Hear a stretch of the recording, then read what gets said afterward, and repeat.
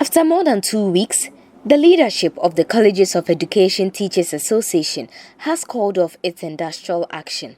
The association on January 6 withdrew teaching services across all 46 colleges in the country over the government's failure to implement the agreed conditions of service.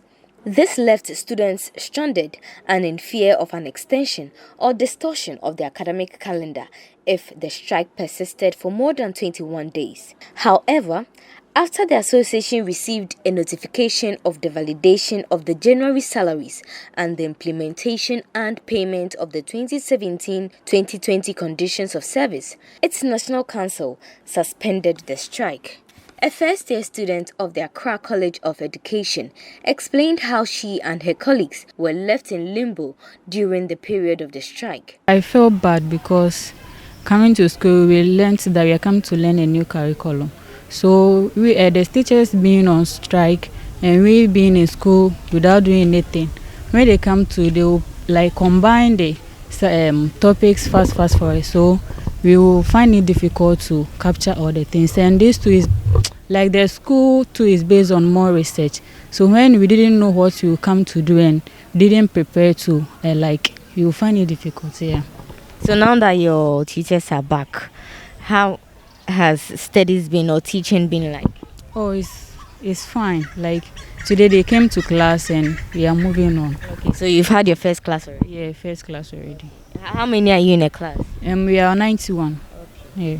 Okay. And what subject did you have? Maths. Okay. And how was it like? Oh, it was very interesting. Okay. Yeah.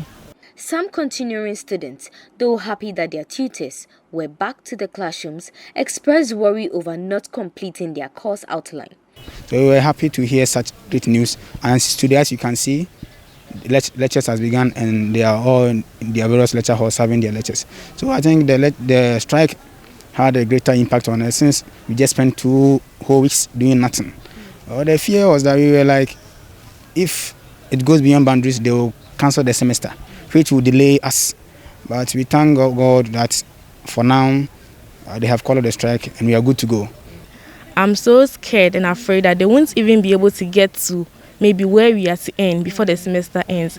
And here lies the case. They won't say maybe we weren't able to cover, so maybe they won't set exams or maybe to cover this particular topic. They are going to cover everything. So that's my fear now. Yes, that they won't be able to cover everything. We are also teachers in the making. They are training us to go out there. And if we are not able to get the needed skills because of the short time pace, we won't be able to impact those out there. However, the local secretary for CITAC at the Accra College of Education, Ebenezer Edu, allayed fears of the students and said they would devise a mechanism to ensure they recover on the time lost. I've seen most of the tutors around, and the directives were given only yesterday. Some had traveled outside Accra. So for now, I cannot say all of them are in, but most of them, those who are around, are on campus. Today, for instance, I met some of the students, and I've gone far. Not that we're going to rush them through, but as a teacher, I know how to design certain mechanism to cover the time that has elapsed. The Student Representative Council's General Secretary for the college, Godwin Afo, pleaded with the government to fulfill its end of the negotiations to prevent their teachers from going back on the strike. I think the students are very excited that their lecturers are back. As of yesterday, we saw the release.